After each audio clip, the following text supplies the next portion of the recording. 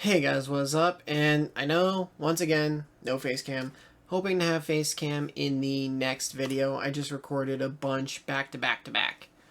So, in this one, I'd like to talk about what if Aang had killed Ozai. So, Avatar The Last Airbender, series finale, you have Aang versus Ozai. Aang ends up hitting his wound on a part of the cliff that just fits perfectly in and unlocks his seventh chakra again, which allows him to connect to the spiritual energy in the universe, or cosmic energy, something like that.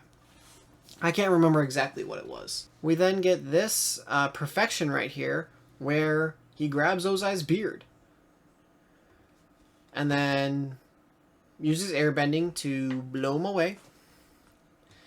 And then we get this amazingness, if that's even a word. He then goes off, chases Ozai, and he has him pinned. He does. He then tells him, and I actually know this one, Fire Lord Ozai, you and your forefathers have devastated the balance of this world, and now you shall pay the ultimate price. He uses all four elements to go into a single strike. That's going to go right through Ozai. Now, spoilers. Y'all never watched it. Go watch it. Come back. But Aang stops. He stops right there. And he says, no, I'm not going to end it like this. Fire Lord Ozai then says, even with all the power in the world, you are still weak. He goes to jump him. He uses the seismic bending, the thing that Toph uses. He tells what he's about to do, so he gets him with the earth bending. Then he does the action right here. You can see it. And he does the thing to take away Ozai's bending. But what if he did kill Ozai? Because he actually had a couple chances. The first chance was when he redirected Ozai's lightning.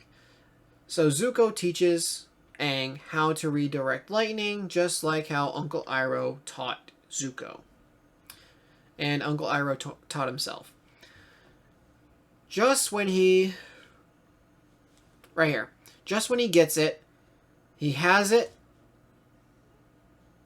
he directs it, he's ready to shoot Ozai with the lightning. He's gonna release it. He's gonna shoot him. Where is Ozai's face? Right here. This. Aang sees this. Kind of still realizes Ozai is a human being, and he decides not to redirect it at Ozai. Instead, he redirects it up into the air. He then falls. Ozai gets the advantage. That's how Aang ends up in the Earth Ball. And then he ends up in the Avatar state. The second one was the one I just mentioned, where he had Ozai pinned, goes to attack, and give him the final strike. And Ozai, not a look like this, because this was shock. This was, oh, crap. Zuko actually taught him how to firebend. Because even then, anyone could have taught Aang how to firebend. Only Zuko could teach him. Well, Iroh could have too, but pretty much only Zuko could have taught Aang how to redirect lightning. And if I could find... when he, and he's a complete coward about the entire deal. He literally just, shuts his eyes, looks away, and he's like, okay, that's it, I'm about to die. Okay? He fully accepts he's about to die. And then Aang stops. So, in this scenario, Aang in the Avatar state, right through Ozai. Right through him. Now, it's possible the lightning kills him. When Zuko redirected the lightning, it didn't kill him. So it's possible the lightning does. If it doesn't, he's definitely weakened. Or had Aang done the same thing and just not chickened out while in the Avatar state. Because here's the thing. After Aang got into the Avatar state, he had the 7th chakra. He mastered the Avatar state. He was in 100% control of what he was doing. Before, when Aang was in the Avatar state, it was uncontrolled. A lot of the times it was rage. It was anger. You know, when he found out firebenders killed Monk Gyatso. When he found out the sandbenders had stolen Appa. You know, it wasn't so much rage when he was at the Northern Water Tribe. But he was angry. He wasn't, you know, in a rage. But he was, you know, upset. He was mad that General... Or no. Was he a general at that point? Because he was a captain. He was commander. No, he was an admiral. That's what Zhao. Zhao was an admiral. So Admiral Zhao, he, you know, killed the koi fish. He killed one of them, the moon spirit one. So Aang joins forces with the ocean spirit koi fish and you know, does his damage there. Then in the episode The Avatar State, which is the first episode of season 2, you know, the general, that was a general, right? He tricks Aang into thinking that Katara's gone. And that's rage. That is absolute rage. Another time he was in the Avatar state was when Roku helped him during the solstice. So he was able to, you know, join forces with Roku's spirit and firebend. So he firebends using Roku's spirit. And then, you know, that's not rage. That's not anger. That's, okay, Roku's going to help him. So that's all that really did was help Aang, you know, get Zhao and the other firebenders out from the temple so that way he didn't die. And he could also save Katara and Sokka. So, for the most part, you know, it was split between rage, anger, and almost like a necessity. So, say Aang does end up killing Ozai because he's in full control of the Avatar state. Those 4 elements, they go right through Ozai. Right through him, clean, no issues whatsoever. So Ozai's dead. The Avatars killed the Fire Lord. It ends with a similar result. Zuko's, you know, and Katara defeated Azula. And Zuko can assume the throne. And the war's over, all that good stuff. Now, there is stuff in the comics about the Ozai supporters. Ozai still has supporters that want him, not Zuko, to be the Fire Lord still. It's typically the people who had power in the colonies while Ozai was in power. So they don't like that Zuko became the Fire Lord and the war was over. There's no more colonies. They no longer have positions of power. So they're upset with that. So they want Ozai back, thinking that the war will start again. They can go back to the colonies and just assume their positions of power. Not going to be that easy, but whatever. But I want to talk about what kind of effect that has on Aang. Because throughout the most of the series, I guess, except in extreme cases of the Avatar state, Aang didn't want to kill anyone. He didn't want to hurt anyone. He, you know, is a very gentle person. He's not cool with killing. He, he really only tried to use his bending in self-defense. The amount of times he could have killed someone and didn't, is extraordinary. The amount of times he saved people when they probably didn't deserve to be saved, So, I think that has a negative effect on Aang, because he saw himself as, a non-killer. He didn't think he could kill Ozai. It's not him. It's not in his nature to do it. And to have to live with the fact he took someone's life, I think it'd be hard on Aang. It's possible he'd be very secluded for a while. He would stay to himself. Especially that lion turtle, if he knew he could have taken away Ozai's bending and didn't, and instead he killed him, there was actually another way to defeat Ozai, I think that really hurts Aang. Now, if the lion turtle never teaches him X, Y, Z, But I think it has a very negative effect on Aang. Aang could potentially go to a very dark place afterwards.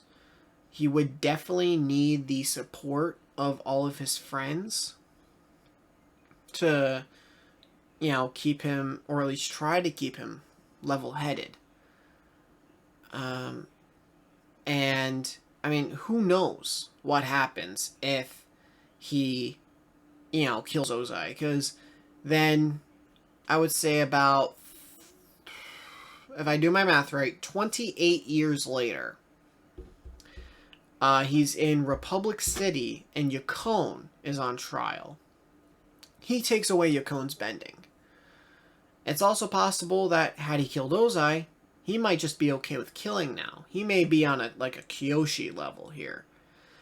And he decides, screw it, I'm killing you, Yakone. I'm not taking your bending, I'm killing you. Well, now you never have a Mon, and you never have Tarlok, so now you're impacting the Legend of Korra.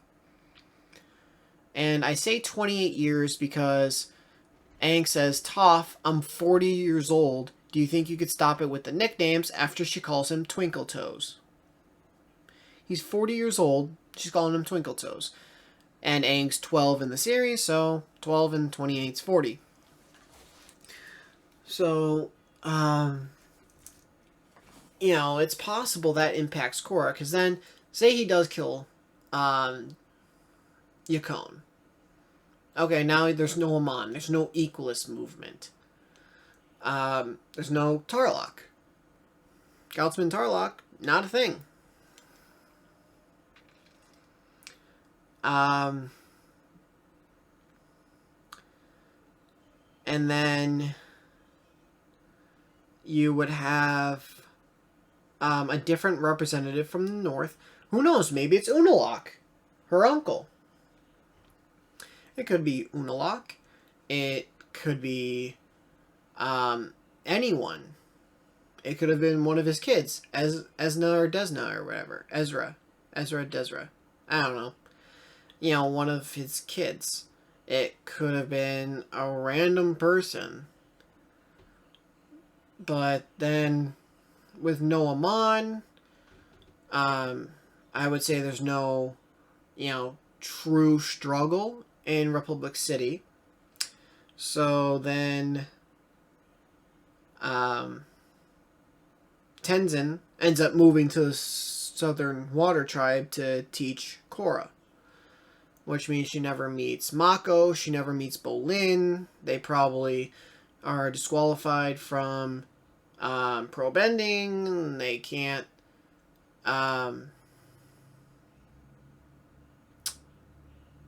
they can't compete, so they never make it to the tournament. He may still meet Mako may still meet Asami.